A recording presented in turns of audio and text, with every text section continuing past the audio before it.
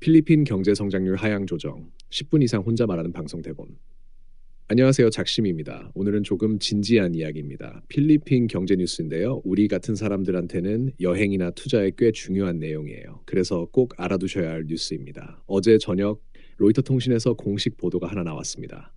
바로 필리핀 정부가 올해 경제 성장률 전망을 낮췄다는 소식입니다.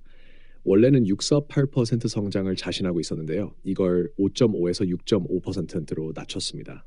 처음 듣는 분들은 이렇게 생각하실 수 있어요. 에이, 숫자 조금 바뀐 거 아니야?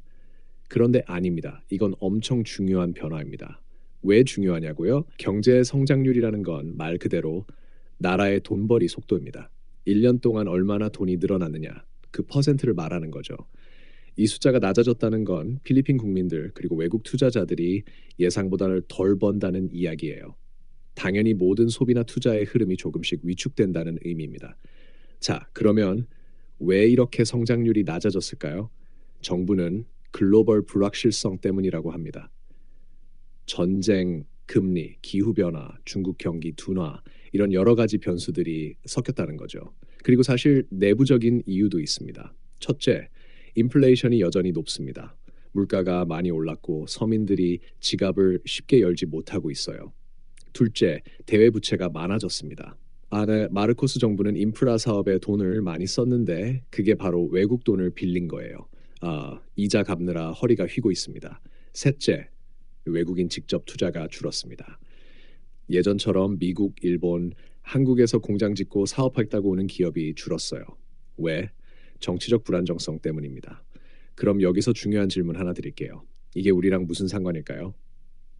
한국에서 필리핀 오려는 분들 혹은 필리핀에 장기 체류하는 분들한테요. 첫째, 환율이 중요해집니다. 필리핀 페소의 가치가 흔들릴 가능성이 커져요.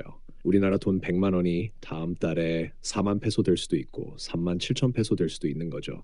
둘째, 물가가 오르면 생활비가 부담됩니다. 특히 전기세, 식료품 가격이 오릅니다. 산타페나 보올, 팔라완 같은 관광지일수록 영향을 크게 받아요. 셋째, 여성과의 만남이나 국제 연애에도 영향이 생깁니다. 왜냐하면 경제가 어려워지면 현지 여성들도 안정적인 남자를 더 찾게 됩니다. 외국인 남성에 대한 호감도는 올라가지만 반대로 기대치도 올라갑니다. 쉽게 말하면 예전에는 그냥 외국인이니까 좋았던 시대라면 지금은 경제적 여유가 있는 외국인인가를 본다는 거죠. 그래서 여행 오시기 전에 경제 흐름도 같이 보는 센스 꼭 필요합니다. 자, 작심이 생각을 하나 덧붙이겠습니다. 이럴 때일수록 자유시장 경제의 힘이 더 중요합니다.